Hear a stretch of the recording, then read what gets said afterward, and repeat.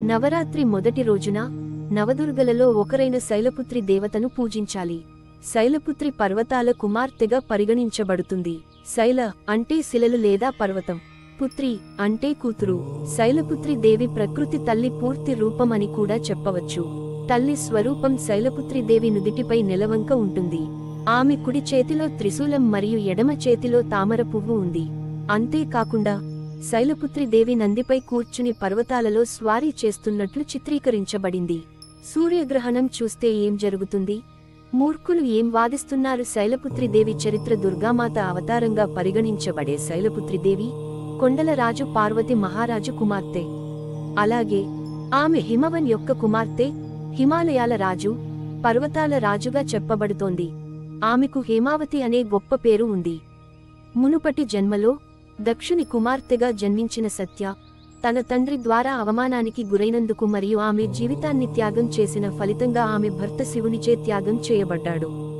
మరుసటి జన్మలో పర్వతాల కుమార్తెగా జన్మించిన పార్వతీదేవి తన జన్మ అర్థాన్ని గ్రహించి శివుని పట్ల తీవ్రమైన తపస్సు చేసి శివుడిని తిరిగి వివాహం చేసుకుంది.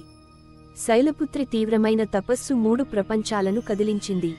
ధ్యానం ఫలితంగా బ్రహ్మదేవుడు అతని ముందు కనిపించాడు మరియు వివాహం ద్వారా శివుడు తనను అంగీకరించాలని ఆశీర్వదించాడు.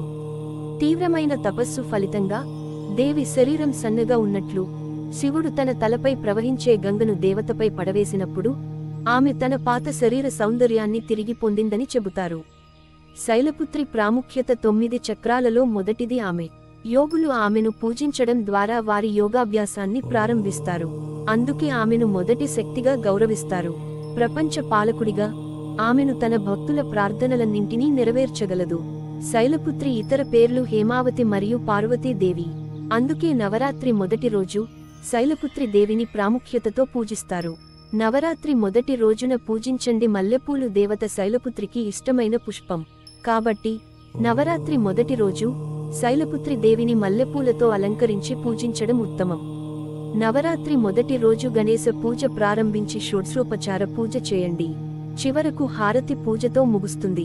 శైలపుత్రి దేవికి తగిన మంత్రాలు. నవరాత్రి మొదటి రోజు పూజ సమయంలో ఈ మంత్రాన్ని పఠించడం ద్వారా శైలపుత్రి దేవికి పూజ చేయండి. ఓం దేవి శైలపుత్రై నమః. ఓం దేవి శైలపుత్రై స్వాహా. వందే వంచిత్ లపాయ చంద్రార్ధకీరుతశేఖరం విరుషరుతం సులతారాం శైలపుత్రిం యశస్వినిం. శైలపుత్రి ప్రార్థన. వందే వాంఛితలాభాయ చంద్రార్ధకృత శేఖరాం వృషారూఢం శూలధరాం శైలపుత్రీం యశస్వినీం. శైలపుత్రి ప్రశంసలు. యా దేవి సర్వపుతేషు మా శైలపుత్రి రూపేణ సంస్థితా. నమస్తస్యై నమస్తస్యై నమస్తస్యై నమో నమః. శైలపుత్రి మంత్రం. ప్రథమ దుర్గా ద్వామి భావసాకర ధరణిమతని ఐశ్వర్య తల్లి శైలపుత్రి ప్రణమం. త్రిలోచనని ద్వామి పరమానంద ప్రతిమాన్ సౌభాగ్యారోగ్య తైని శైలపుత్రి ప్రణమయం. సరసరేశ్వరి ద్వామి మహామోగ వినాశిని ముక్తి భుక్తి తైనిం. శైలపుత్రి ప్రాణమయం. శైలపుత్రి కవచం.